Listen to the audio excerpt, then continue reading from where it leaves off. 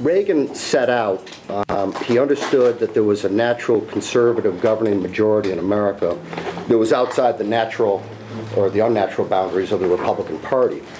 And starting in January of 1977, he gave important speeches to CPAC and to the Intercollegiate Studies Institute, where he talked about a new Republican Party.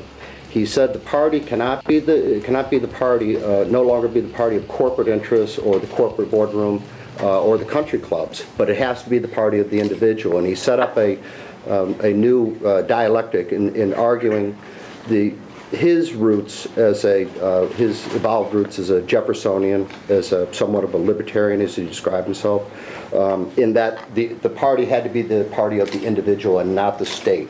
They had to be the party of the cop on the street, the homemaker, the shopkeeper, the entrepreneur, but that it had to answer that need in this country to fulfill what people wanted, which is to basically control their own lives and control their own destiny. What you see today is that same dynamic, whereas you've got a void on the right that's being filled by the Tea Party protesters and the conservative groups and the town hall protesters.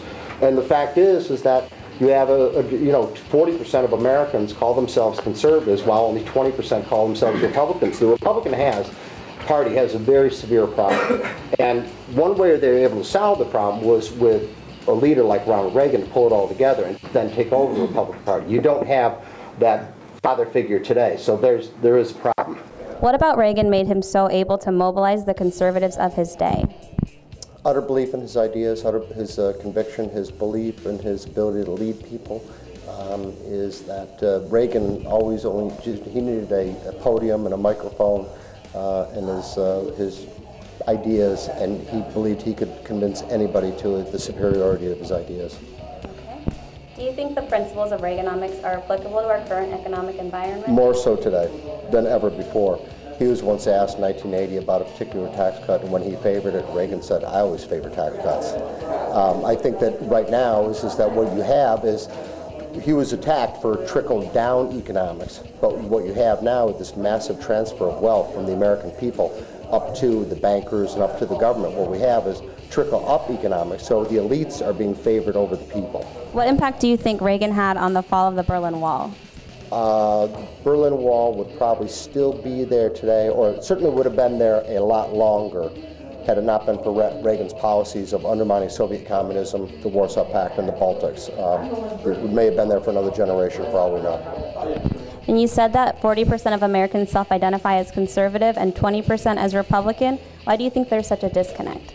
Because people understand conservatism, they have for many, many years.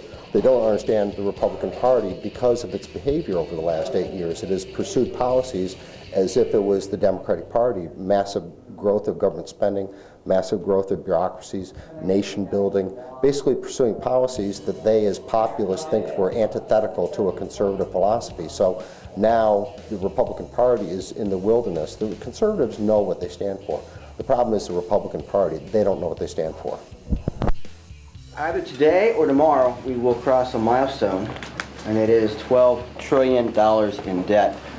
The current debt ceiling is $12,100 billion. We'll cross that sometime now in December, depending on what kinds of games the Treasury needs to do to keep spending at this abhorrent rate. We've heard since Ronald Reagan about the debt being something that will be a great problem for our children and grandchildren. That is no longer true. It is a good problem for us. The time of reckoning is here now. According to the Obama administration, we're going to borrow $9 trillion more between now and 2019. Only there's a problem. $9 trillion doesn't exist. There is not $9 trillion to borrow. It does not exist. We will balance this budget either by our own doing or because the international community will force it upon us post our collapse. That is where we are right now. We've launched this website, deficitfree.com, to push for a balanced budget amendment.